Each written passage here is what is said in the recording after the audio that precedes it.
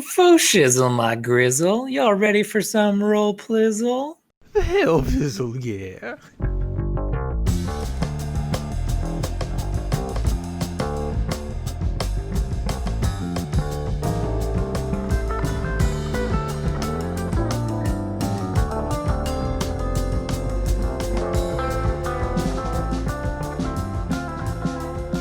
Welcome to the Hidden Roleplay Podcast, where we discuss deception and hidden role games. I'm your host, Kyle. Behind the scenes is Alex, and joining me is my co-host, Graham. That's me. Today we're discussing Deception, Murder in Hong Kong. This was gifted to me for my birthday, so I was excited to play it this weekend. Had you played this game before, Graham? I had not. I was excited to, though. It's a really quick learn, which I was surprised because usually when the box is this big, that means that you gotta like sit down for a little while and figure stuff out. But this is a really quick learn. Grant, why don't you give us the lowdown on how to play a round of Deception, Murder in Hong Kong? It's honestly rather simple. You're going to pass out roll cards. There's a forensic scientist that leads the way. We'll get back to him. And then you're going to pass out essentially town investigator cards along with one murderer card. The murderer is obviously the bad guy that wants to get away with the thing. The forensic scientist is going to play on the side of the investigators, and they are going to be who is leading the clues for the other investigators, but they cannot communicate verbally or with mannerisms to the investigators.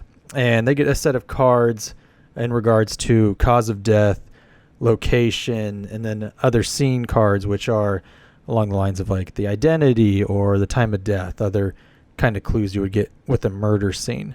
And based on cards that are passed out to the players that are there's mean cards, which are the weapons, and clue cards, which are evidence. Each player is going to get 4 of those. And essentially like Werewolf, they're going to go to sleep at night the entire game. And the forensic scientist is going to tell the murderer to wake up. And of the 4 cards, there's, again, the means and the clues. The murderer is going to pick a means card and a clue card to signify the weapon and the evidence that is being used to commit the crime. And then the murderer goes back to sleep. Everybody wakes up. And the forensic scientist then lays out the location and the cause of death, and with little bullets marks the closest approximation of a clue that they can on the card. For example, the cause of death card, there's like suffocation, illness, poisoning, things like that. And the forensic scientist will put the marker closest to what he believes the clue and means that the killer gave him resembles. And then there's other cards, again, like with the location, identity, and the forensic scientist is going to put little markers indicating the clue they believe will help the investigators the most. And then each person gets uninterrupted time to speak and kind of just try to talk and theorize the case out loud and try to eliminate bad clues, bad means. And it kind of boils down into a team game with the murderer trying to throw a little misinformation and try to guide the investigators the wrong way. So I think I neglected to mention this is by Gray Fox Games, and it's also for 4 to 12 players, which I think is going to change your gameplay of this a lot because you're playing only one murderer, no matter how many people you're playing with. But we'll get to that a little bit more later. Something I thought it would be fun to do as a little way to mix things up is we're going to try to play like a boiled down version of this really quickly. We don't have enough people with the 3 people on the pod to like play a full round, and it would be not plausible to do so. But what we're going to do is Alex is going to come on, and he's going to serve as our forensic scientist. Usually the roles would be randomized, but we're just choosing the roles just to give a demonstration. So Alex will be our forensic scientist. He's going to be providing clues to the investigators, who theoretically could be both myself and Graham, but one of us has to be the murderer, so I'll be the murderer. So Alex is going to be giving clues to Graham using the cards and the other cards like location cards. And since there's only one person he's to pick from, I'm only going to have clue cards and means cards in front of me. Otherwise, all players besides the investigator would usually have them. So, without further ado, Alex. Where's he at? Yo. So, the 4 clue cards in front of me are air conditioning, watch, graffiti, and high-heeled shoes. And the 4 possible murder weapons, the means, are scissors, pesticide, chainsaw, and sulfuric acid. So I had to pick one of each of those as the murder weapon and the clue. And then Alex now knows that I'm the murderer. He knows which ones I picked. And then using the other cards, he's going to try to provide clues. So first, the cause of death. This is always one of the clues that's given to the group. So the cause of death is always going to be either suffocation, severe injury, loss of blood, illness, poisoning, or an accident. Which one of these did you pick, Alex? I chose severe injury. Okay. And then you could pick one of 4 location cards and choose one from there. Which location did you pick? I chose the woods. All right. And I'm not going to read all of the other options on these cards, but it is relevant which ones he did not pick. That is information that Graham has access to. And then finally, I have 18 cards. They are what's happening in progress, the victim's identity, time of death, and the motive of crime. So what are his clues for those? The in progress is a visit.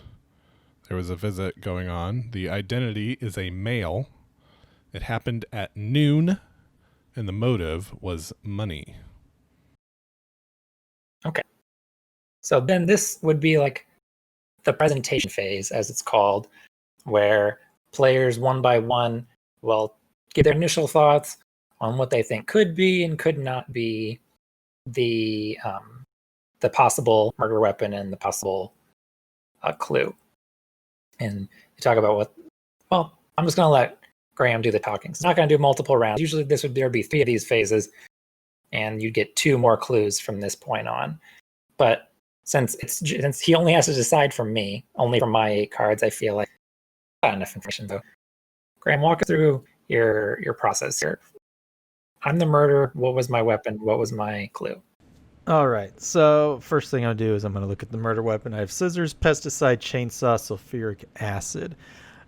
Since Alex picked severe injury, is without doubt to me that he is ruling out pesticide and acid. I would think that would be more of a poisoning. Severe injury, I think, is most definitely pointing to chainsaw, but I can't necessarily rule out scissors just yet. However, the very next clue, location, he has woods. I feel that almost right away he is now pointing to a chainsaw in the woods. So I'm pretty much just going to go with chainsaw right away. Now, clues, we have air conditioning, watch, graffiti, and high heel.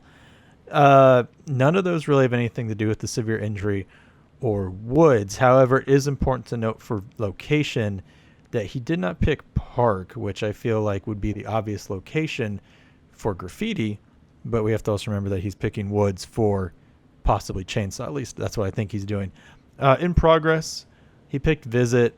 Honestly, entertainment, relaxation, assembly, trading, dining. Nothing is super standing out to me there. I think maybe you would put like entertainment or dining to point at the idea of like a high heel as the clue, or maybe even a relaxation to point at air conditioning, but he did not do that.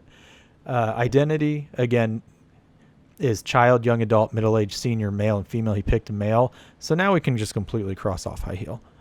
Time of death, dawn, morning, noon. Wait, crossing off high heel? Because the identity of the person being killed is a male. Do you not watch that run show? RuPaul's Drag Race? You know what? I do not. Okay. You got me there. Learn something about you.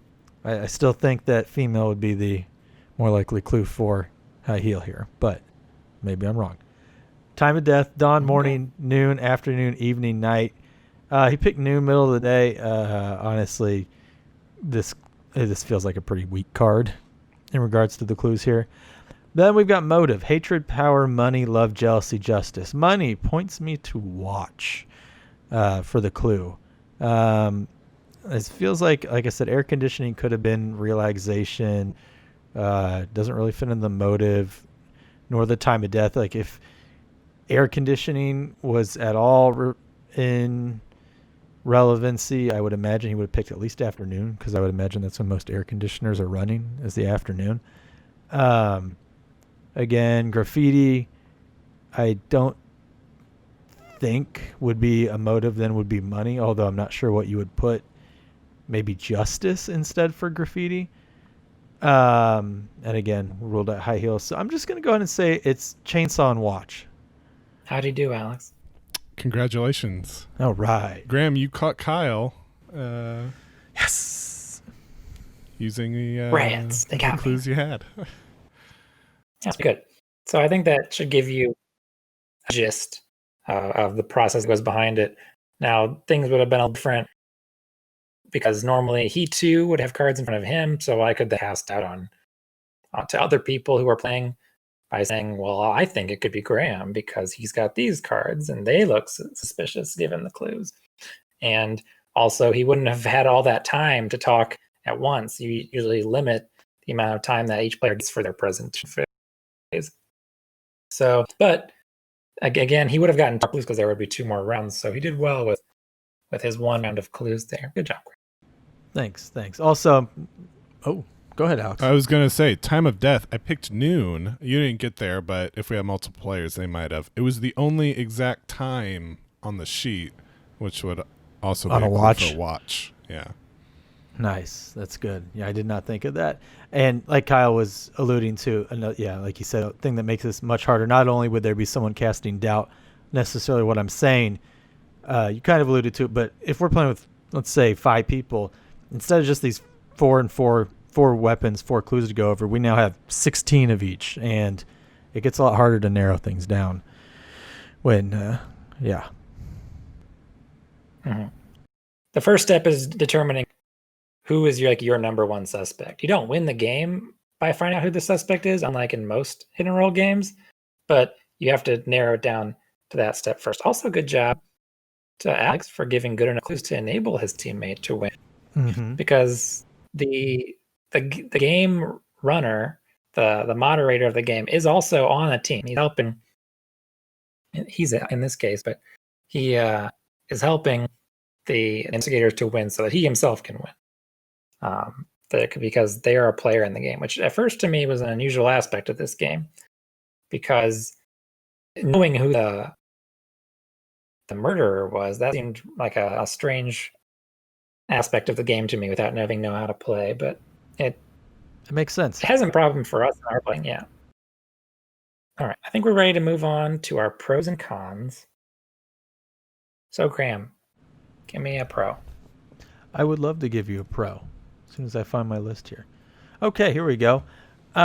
Something that I don't think has really been in any other games that we've talked about yet, but this game encourages you to make a story about the clues. It forces you to tie everything together, and I think that helps engage players and get them more into the scene that they're trying to figure out, more so than just a generic game of werewolf where it's you have a role and now you just talk. This forces the narrative of how and with what, and makes you actually, I feel like, conceptualize being in a killer's shoes better than most games in this genre. You're saying you like this game because it lets you live out your fantasy of murdering someone? I'm saying I like it because now I don't have to, because I can live it out in the game. Good save there. No, I do like that there's kind of like a fan fiction element to it. Like you get to craft a story, especially as the forensic investigator, like how you thought it could have taken place. It's kind of like you're in the CSI episode where you're, instead of there being a flashback, like what the way it could have looked, you're kind of telling that silently through your placement of the bullet markers. Mm-hmm. One of my pros then was how crucial the associations that someone makes is to this game.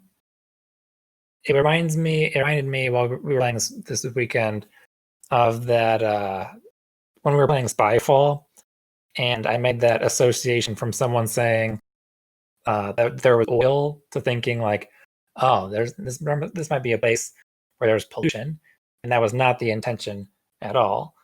But the same thing happens here. If you're a forensic investigator, your associations that you make silently could be totally different from the ones that the people, the investigators, are making. For example, Jared this weekend had the murder weapon was like dirty water, and for his cause of death, he chose accident because he thought that the child like accidentally could have fallen into like a deep puddle, or not a puddle, but you know what I'm saying, like a deep body of water in the woods, and like no one would have seen them or found them in time, which is basically drowning.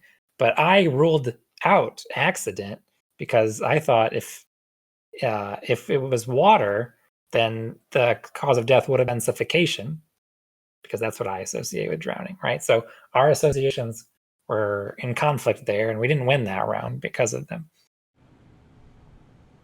Yeah. Yeah. You want another one of mine? Your turn. Okay. Yeah. Lay it on me. For a game like this, the amount of options on the scene cards, we didn't even get through all of them in our playthrough. It's just so many, and we haven't even talked about like event tiles and whatnot. So already, along with shuffling up the hidden rolls, just the fact that you're gonna get, again, this goes back to just like werewolf kind of being like the same skin if you're doing the same rolls back to forth. This feels like you're never really gonna have the same game very often because of how many different like scene tiles there are, and I really like that. I will say I did some research, and there was like a wide spread of opinions about that. Like some of the reviews would say people saying like never gets old, and other people would be like, once you played it a couple times, you've seen all the cards. So I guess it comes down to base there, but I agree with you on that one. Okay. I had a related note for my pros, and that was that some of the clues and the means are sillier, and that's kind of adds to entertainment when like during the reveal step. A couple of the clues that I thought were off kilter were fiber optics. Forgot that was a thing, and tweezers.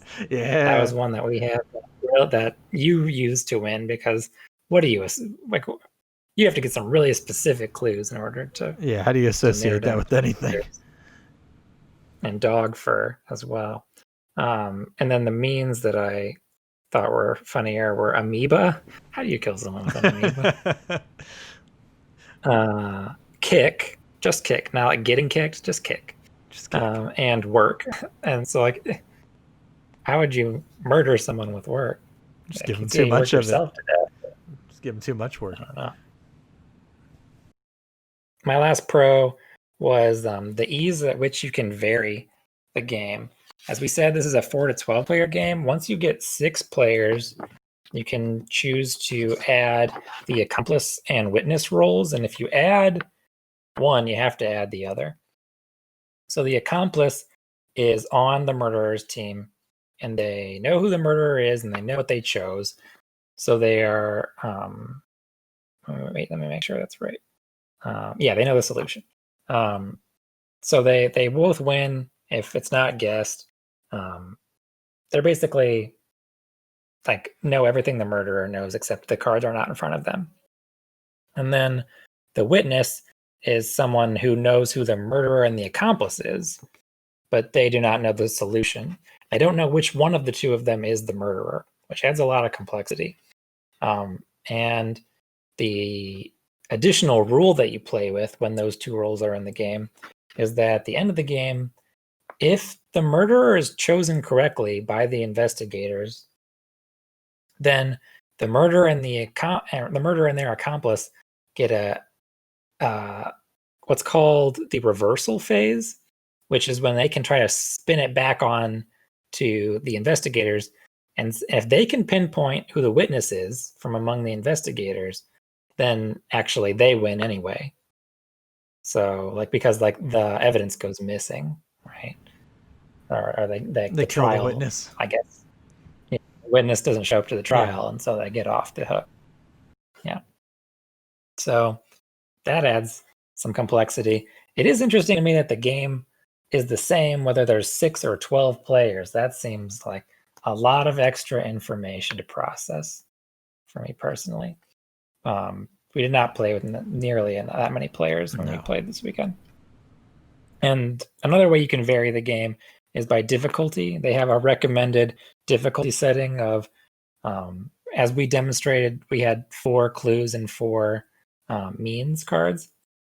But if you want to make it a little easier, you're finding that you can't identify the murderer and their means often enough. You can put 3 tiles in front of everyone instead of 4. And if you want to make it even more difficult, you can put 5 tiles in front of everyone instead of 4. And I feel like in just those ways, you can change how much fun you're having in the game quite a bit. You have any more pros? I actually have one more. I really enjoy the nobody else gets to talk but one person presentation phase. The idea that you can't really interact with your ideas and it's like a little timed phase, or interact with other people's ideas, and it's just like I get the floor for 30 seconds and then I'm going to listen and we're not going to talk about anything together. It's interesting to me. I enjoy it. I also find it more difficult actually lying that way than when I'm interacting with people in other games.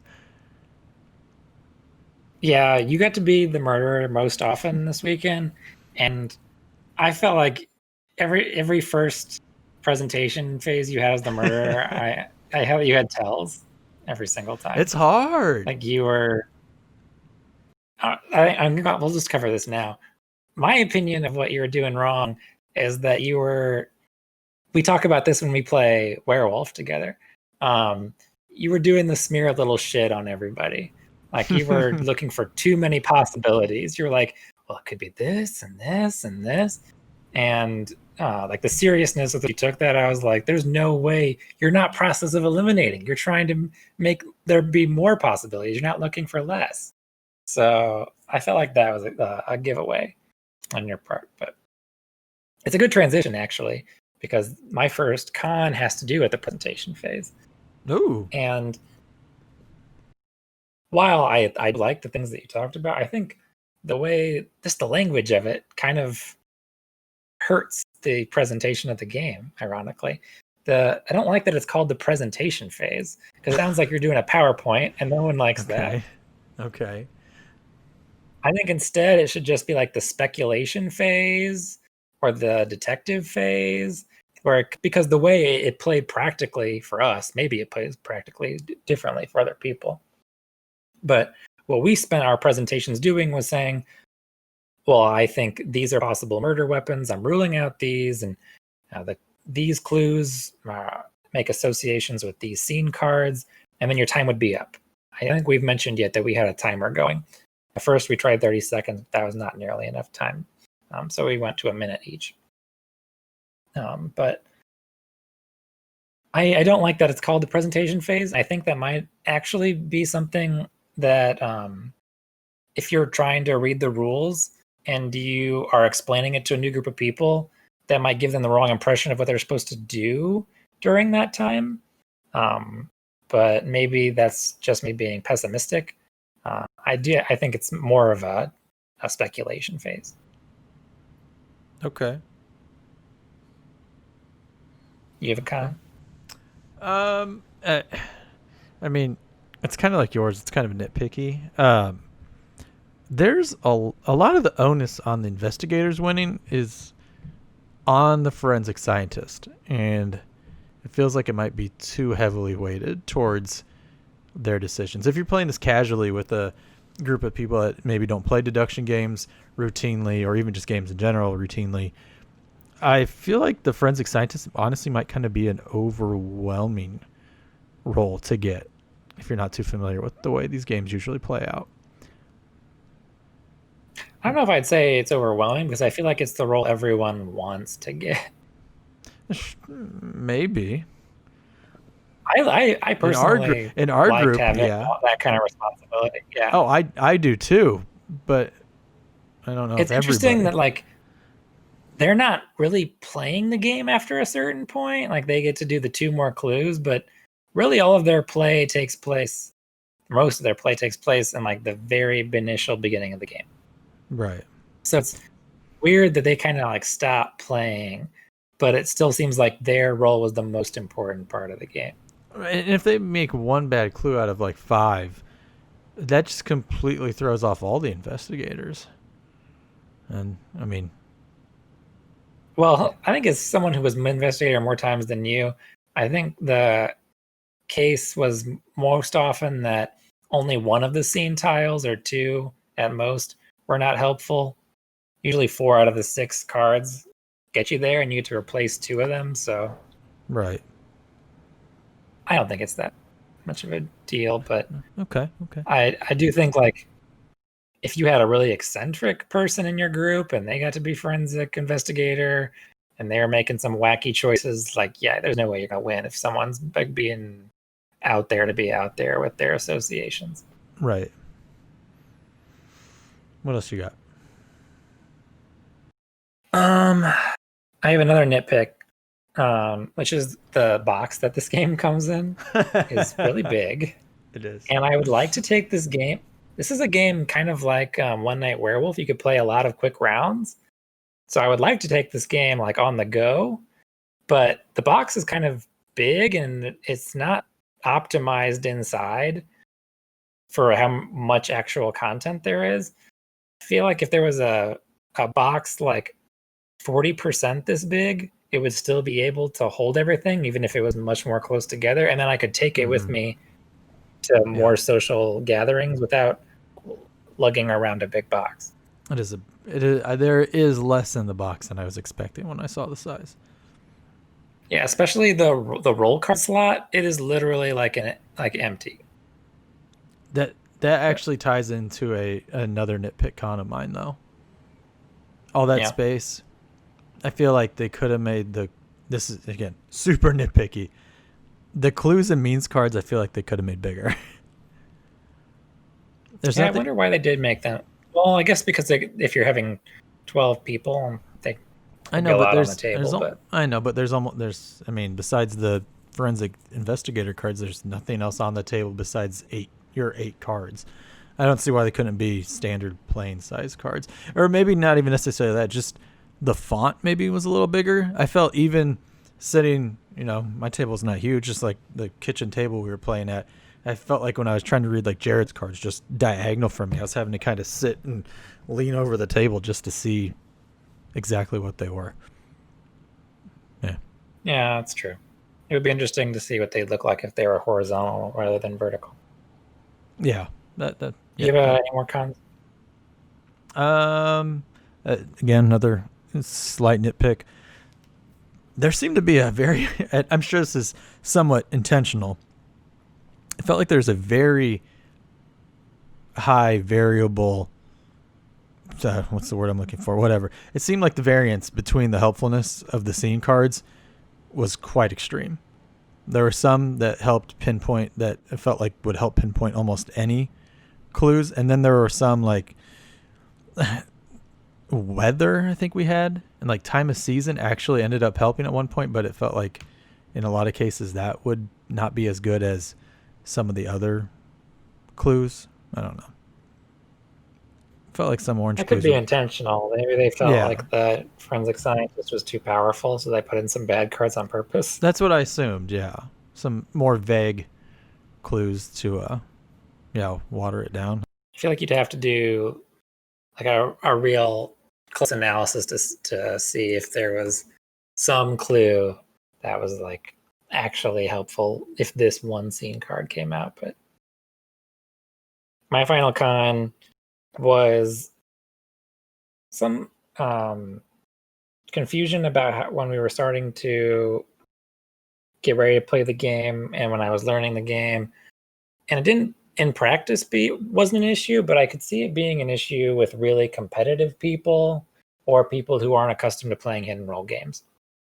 And that is that the game requires the forensic scientist and the witness, if you're playing with the witness, to be somewhat unbiased in the way that they play. Really curious to me was that in the rules themselves, it says that if this is your first time playing, the person who is the forensic scientist shouldn't be randomized. It should be the person who's most expressive. That feels antithetical to the way we actually play forensic scientists, because you don't want to have tells that give away who is the murderer. And I feel like if you were being really expressive, you would be like nudging people in one way or the other. Am I wrong about that? It feels counterintuitive. Yeah.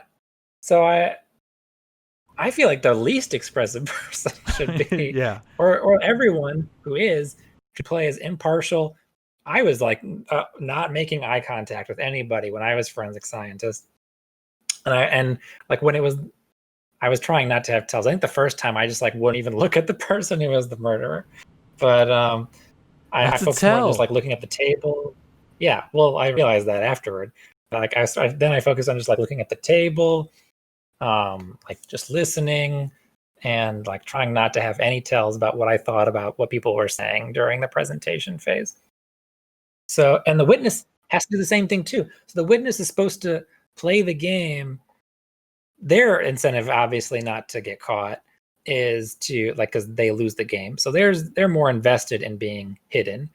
But the forensic scientist has like no real penalty for revealing who the murderer are. And the check against that, I would say, is that the fact that if the murder is discovered, they don't lose the game because they still have to get the perfect match. But you're heavily tilting the game in the investigator's favor if you give it away. And it's just kind of like up to the murderer, I guess, not like to determine if you're being too obvious that it's them or not. And I guess you can be a spoil sport and say, like, I think you cheated as the forensic scientist if you get outed.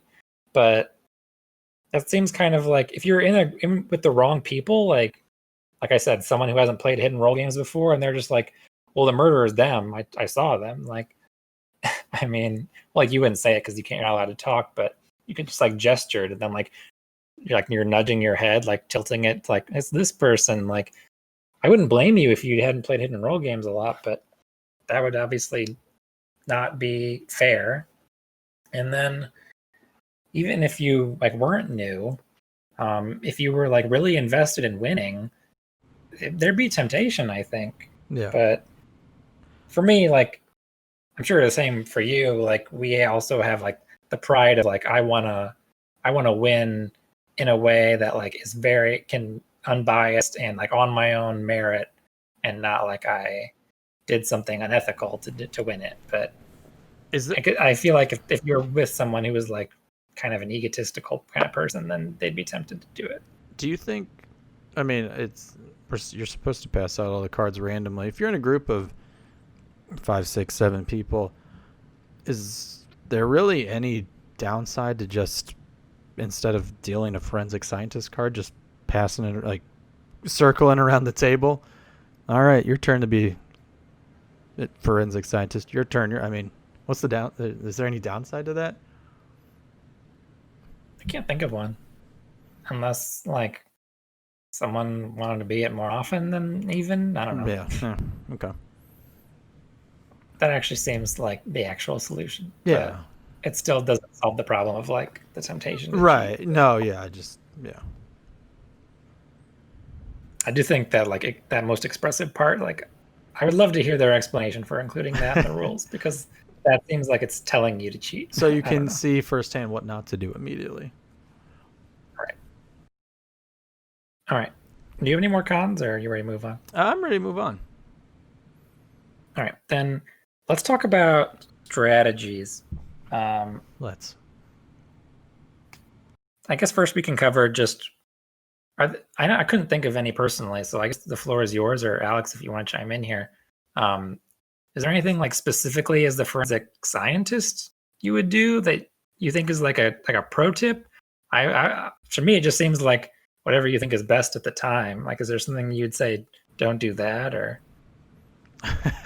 I can't really think of anything. At the beginning, you draw 4 scene. It's 4 scene tiles, correct? Plus the location and Yeah. This is not. I was at one time, but my gut says don't try to skew all of the cards right away towards one of the means or clues, but try to maybe go 3 and 3.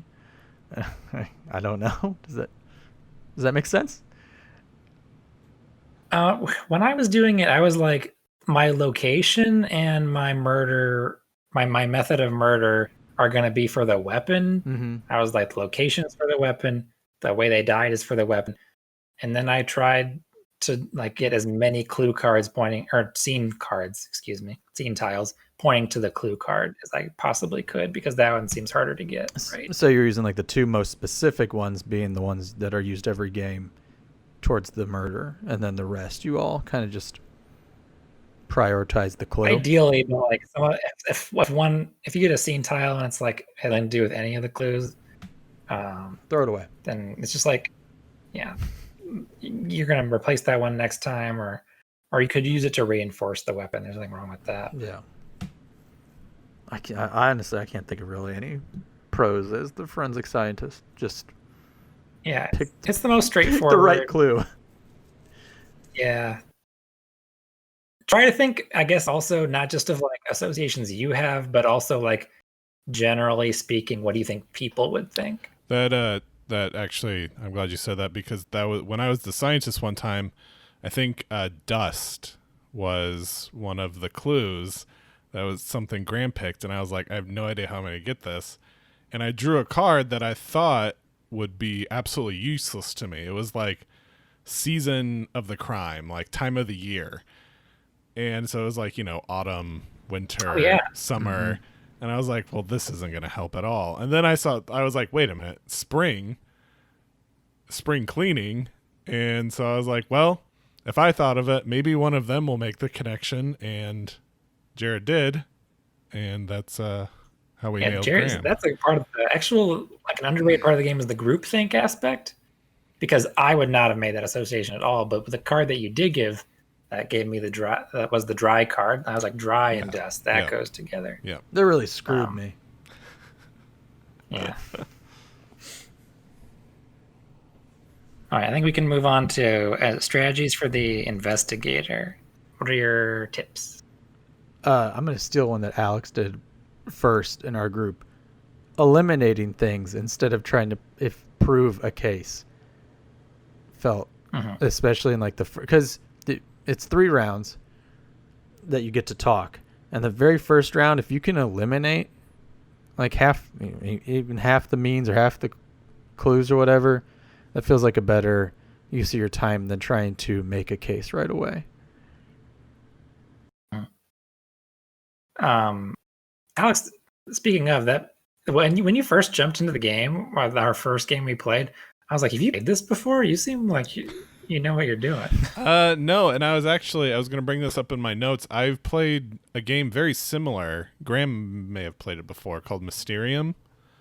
Oh, I think Kyle's played it too. Oh yeah, no, you've played. I played this right before I played this game. I played Mysterium there you for go. the first time. That was my only experience with it, was having been in that position in Mysterium where I'm having to give clues to make people realize what I'm trying to tell them.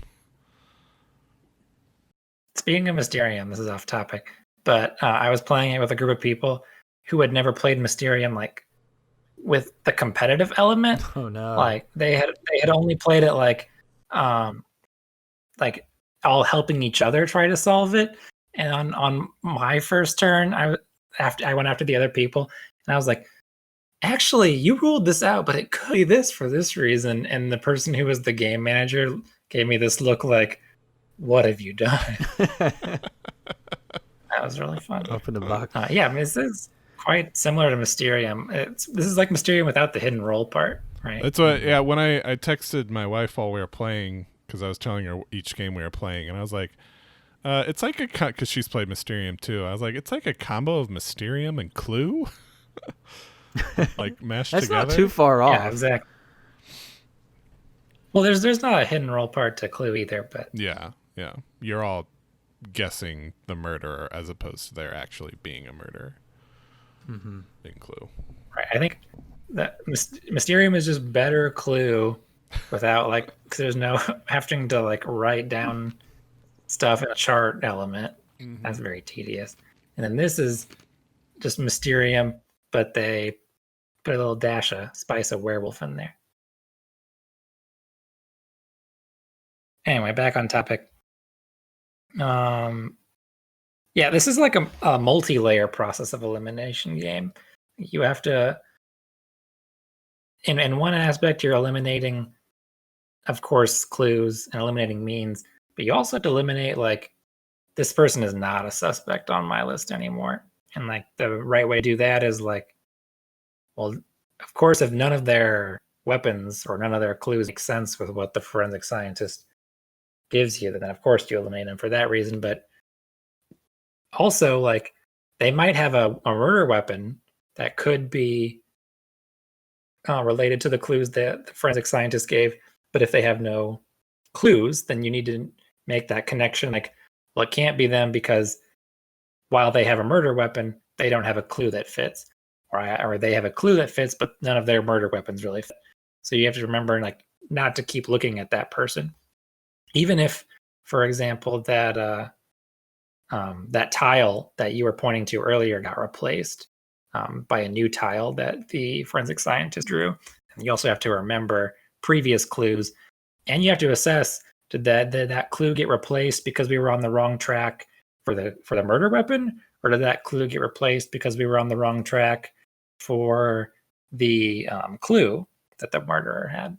Yeah, and going off of that train of thought, this game feels more like you're trying to engineer a confirmation bias rather than solve the crime from the beginning. It feels like the most effective way to do it is work from the back and then work your way up to the beginning. To me, at least. Okay. You're not wrong.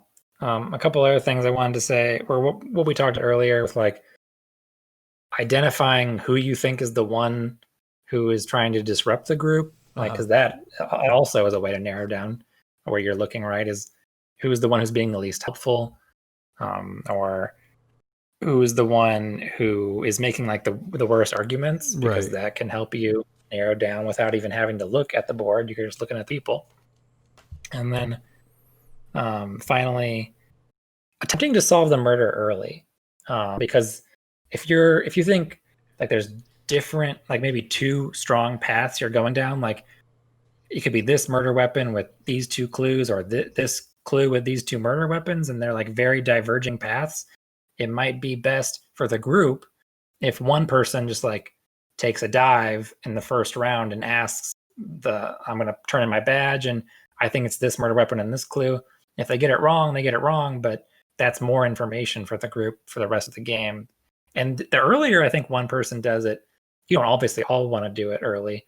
At most, you only want one person to do it early. But that information is more helpful, like, because every round you're like, okay, no, it's not those when you get new information. Right. Finally, we have the murderer strat. You were murderer most often. Give me some of those good strats. I think we all identified right away one of the best things to do is pick a means and a clue that have absolutely nothing to do with one another. Right. Like my very first one, my means was an e-bike, and the clue I left behind was tweezers or tweezers. Hey, what's English teacher? What's the proper or tweezers? Yeah. And I always call them tweezers. I know, but what I'm saying is was the clue was tweezers or were tweezers? Clue was what? The clue was tweezers. All right, great. And yeah, just the fact that those were so unrelated and trying to get scene cards to point to an e-bike accident where there were tweezers left behind, pretty difficult. Also, if you have the chance, if you can find a type of accident that's obvious. So there's a decent amount of poison options in this game. Let's say everybody let's say you're playing with 4 other people, and plus the forensic. So let's say there's 16 cards out, and you notice the 3 other people all have like 2 poison cards out in front of them, and you have a poison or 2 poison cards out in front of you. You can always pick poison to make it very hard to narrow down which one it is, because then they have to use the means, and like we discussed, I think the means are a little more, or sorry, the clues are a little more difficult to narrow down what they are as opposed to the means. Interesting. You think when the murder weapon is poison, it's easier for the murderer to win? No, I was saying it's when everybody has something that could quantify, because on the murder, like how it happened or whatever, poison is an option. So if everybody has a poison element in front of them, okay. If you can take away the ability to narrow down the means, that makes it even harder. I see. Yeah. My thoughts mostly have to do with the way you play your presentation phases. Okay. And I say, like, don't do the smear a little shit strategy. Don't try to like give everyone a million options. You want to play it like you're actually doing your job as an investigator. So you want to just kind of like, all right, well, it's not the cards in front of me. You're kind of like reverse engineering the game. Like you're going from the forensic science analyst clues, and you're saying, now I need to pick definitively which I think it is of the other people's. And I think it's good if you, it's okay to have like one like out there idea, but you want to have like just some solid decided routes that you're trying to take. You don't want to sound like every round you're making it up as you go along. And you also want to be as genuinely helpful as possible. I think like one way you can do this is to, like, as old tiles get removed, you can like reference them. Like, we did have that clue earlier, and that one could help with this. And so if you like make plays that you don't think other people would make, that's one way I found in a lot of hidden role games that you can seem like you're a good guy, is to raise points that no one else has made, as long as they're not like fake helpful, right? Look like you're scum hunting. Right, exactly. Do you have any more? Honestly, no, not really. I mean, it's a pretty straightforward game. Yeah. I think it's one you need pro strats for. No. But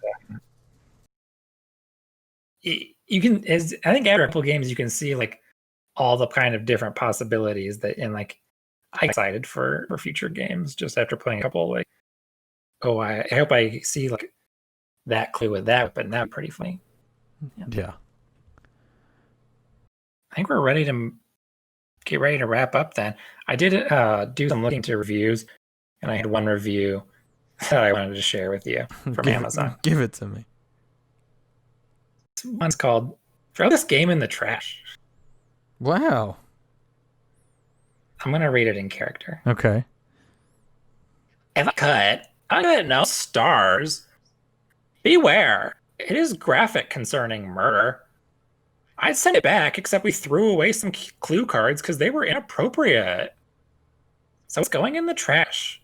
Don't make a $3 mistake. Great. I really liked that they couldn't tell in the name or the cover that it had to do with murder. They were like, it's graphic. Yep. And that they threw away the cards.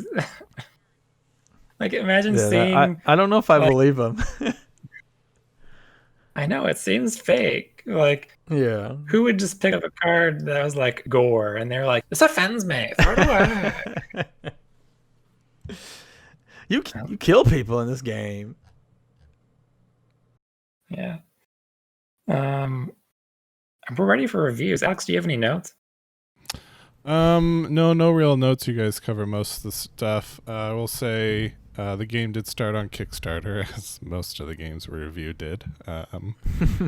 And there is an expansion pack called Uncover Allies, which adds 3 new roles to the game. Yeah, the expansion.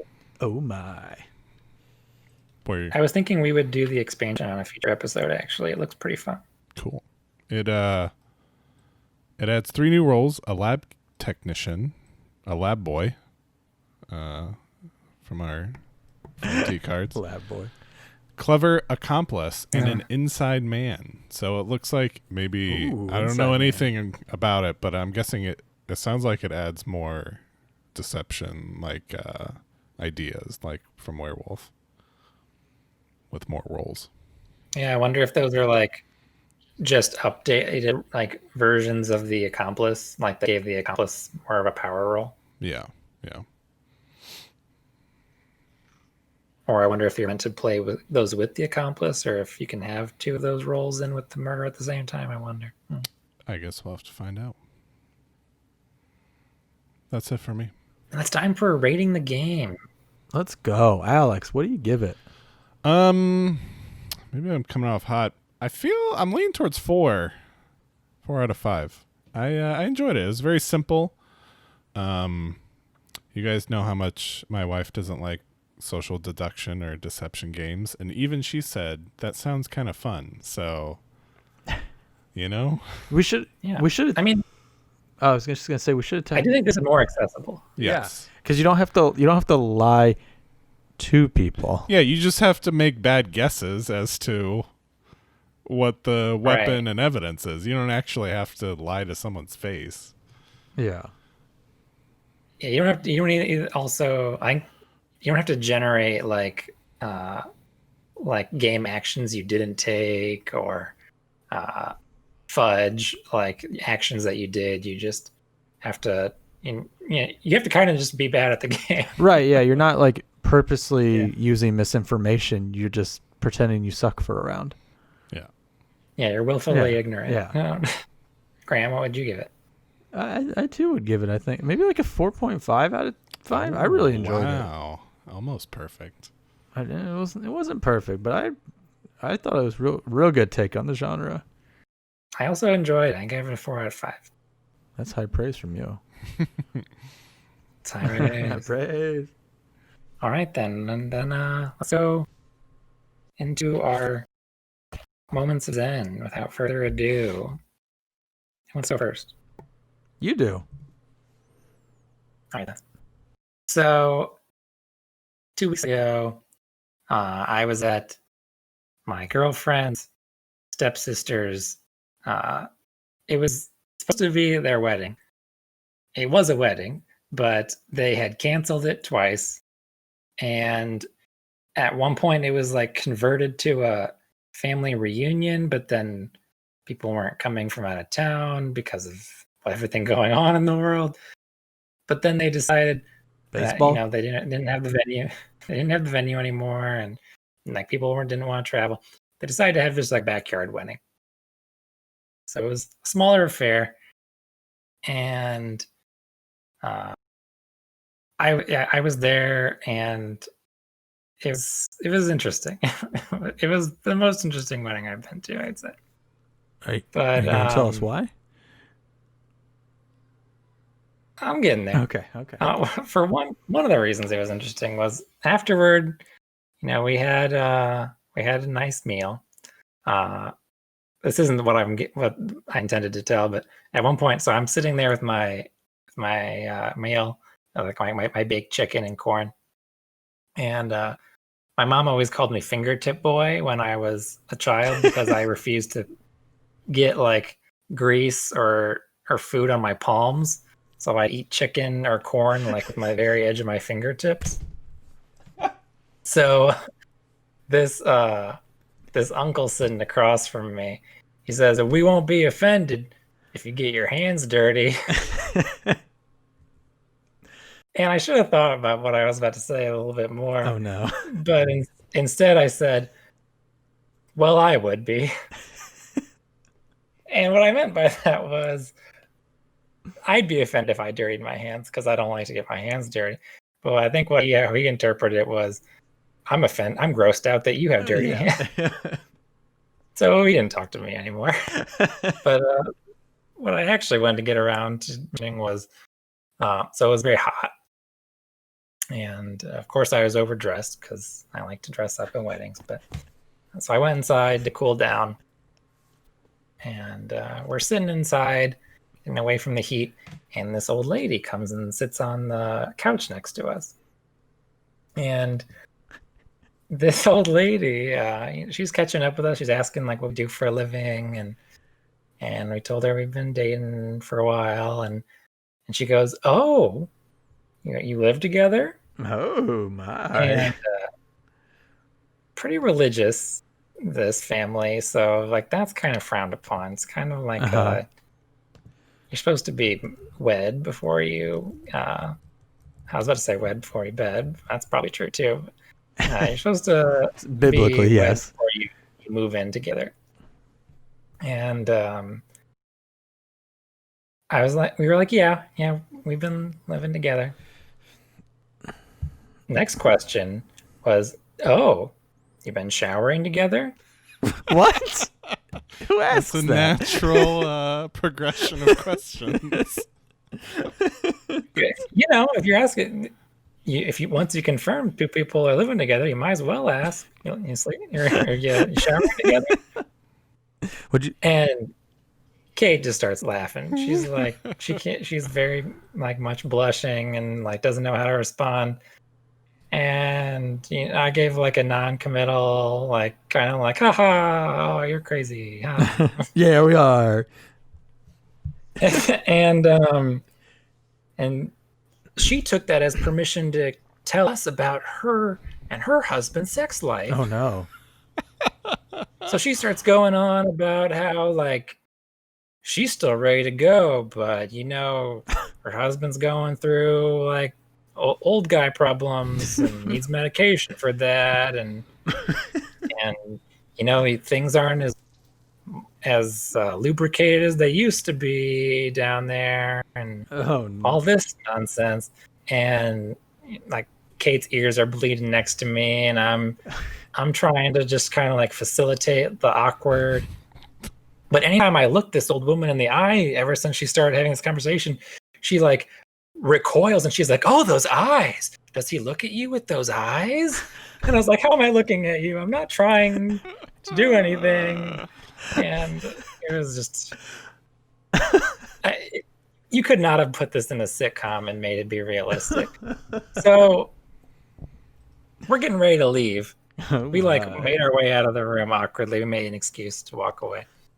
And we're talking to my girlfriend's dad. And I had thought the whole time that this was her like step grandmother, like stepmother's mom, right? He doesn't know how this person's related to them. Talking to my girlfriend afterward, I was like, "How is that person related to you?" And she was like, "I don't know. I've never met that person before. So I don't even know who this person was." Oh my. Wow. Just curious, just a voyeur. Wow. Did you ever solve it? Do we still not know who it is? No, we still do not know. And my great. theory is just like, she must just like not be allowed to have those kind of chats at the nursing home or wherever, and she's like got too little giddy, and you only live once. Right. It was a friend. Someone to talk about it with. Yeah. Yeah, she probably got her going. If you haven't been having those chats, you got to at some point, I guess. Yeah. Get out of your system. All right. Graham? I cannot follow that up. That is it was nuts. That's pretty good. You shower together? I would love to see how you and Megan would react to that, or how you and Victoria would react to that conversation. Well, I'd say, yeah, we're married. What do you expect? Oh man, that is really good. My moment of zen. My kids really didn't do anything funny this week, but let's see. My cat. Oh, okay. I was gonna say your kids. Victoria and I get a kick out of your kids, and we liked that they were giving their toy car a car wash in the backyard. Oh, that's a good one. Yeah, I was inside that day. Wait, was that when you guys were over just That was recently? on Sunday, yeah. Yeah, they have a power wheel that we were gifted. Those big, like actual things that children can sit in, and fly around the yard for 20, 30 minutes. Well, actually, the battery lasts about an hour, I guess. But yeah, they were out there. They're like detailing and spot cleaning it. Looks great now. I was gonna say though, my cat, he had my older cat. He's 14. He had 2 fangs that were quite swollen, and like the size of grapes. And they knocked him out, pulled him out, and he's great now. So that's happy. Let's hope he lives a long time. I just want to shout out to my 14-year-old cat Shout out. that I bottle fed, and hopefully doesn't go anywhere anytime soon. Because What a good guy. Graham is a friend of cats. And dogs. That's true, yes. Can't forget about Misty. Yeah, that's right. Yeah, she'd be angry if you forgot about No, Misty. And that's go ahead, Alex. I'll see if I can think of a funny one while you. Okay. Well, we know the return of basketball is upon us. Yes. This Lou weekend, Williams. my wife and I are visiting our nephew because it's his birthday, and we got him a new basketball and basketball net for his hoop. Mm-hmm. And it reminded me last time we saw him, I was shooting hoops with him, and he challenged me to 1-on-1. Now he is a 10-year-old child, and we have 4 nephews, and I have a policy of I do not go easy on them in any games, board games, video games, anything. They will get my full wrath. So we played basketball. We checked up. I gave it to him first. As a note, we were playing on a 7-foot hoop. His decision. He wanted that. And Okay. I just kind of stood there, and he hit a jumper. And I said, "Okay, you want to do make it, take it?" And he said, "Yeah, we'll do that." How old? He's 10. Okay. So I give the ball back to him. He hits another jumper. I was like, okay. So I ended that. I gave the ball to him one more time. I blocked him. I took the ball, and then I dunked. And I was like, well, he reached for the ball, and I was like, no, it's make it, take it. Oh, no. So then I dunked it again. I took it back. And I dunked on him again. And then he was like, Yes. he was like, wait. Let's raise the hoop. So he raised it back up to 10 feet. And I was like, okay. And you dunked it. No, I cannot dunk on 10 foot up. So then I just kept, because he's a 10-year-old kid, so I just kept backing him down and putting it in. And I kept taking the ball back. He's like, why do you get the ball every time? And I said, we're playing make it, take it. That's what you agreed to. And he was like, no, I don't want to do that anymore. So then we switched it up, but I ended up winning, we'll say. If you're the reason he doesn't make the NBA now, actually you might be the reason he does. No, because now he's got a chip on his shoulder. He's a cocky little kid. He walked away thinking he was still better than me. So nothing breaks his confidence. I'm sure he'll re-challenge me. I guess that's a decent trait to have, maybe. Sometimes. I don't like letting kids win. 'Cause I kind of like looked up to older people when they beat me at games when I was a kid. I want to ascend to that level of brilliance, the genius of someone who can beat me at checkers. So Genius. I like the people who can beat me at stuff as a role model. But so I don't let children win. But I do like to let them get a little close, like to let them have moments. The only time I would do this at when I was in like high school or middle school, and I'd play games with kids. I would like let them get like. There was one time I remember vividly where I let a kid jump me 6 times in checkers with their king, and that was a big like whoa moment for him. But the most recent, I let a young girl beat me at tic-tac-toe a couple of years ago, and that was the first time I think I ever so generous let someone who was a child win. And I was like, "There's no way to like let a child feel like they're good at tic-tac-toe unless you let them win, because there's no like getting close and losing at tic-tac-toe. Either you win or you lose." So yeah, I broke, and I decided It's not worth it. You can have it, child. Most of the time I give no mercy, but there are some times where I dangle that victory in front of them. Like this time, I let him take a couple jumpers and he hit them, but that was enough. It's sweeter when they earn it. Yeah, that was enough. Yeah. Good. All right. Did you come up with a funny one, Graham, or are you ready to check I don't out? think I have a funny one this week. I've got to pay more. I got to pay more attention to when my kids do funny stuff because they do funny stuff all the time. I need to make notes of it. All right. Well, that about wraps it up. You're joining us on the Hidden Roleplay podcast for our review of Deception, Murder in Hong Kong. You can follow us on Twitter at Hidden Roleplay. You can also listen to us or watch the video. It's not very entertaining, but you can listen to or watch the video on YouTube now because we're doing uploads there. But thank you for supporting our podcast. We'll be doing another game review here in a couple of weeks. Yeah. And until next time, adios. We love you.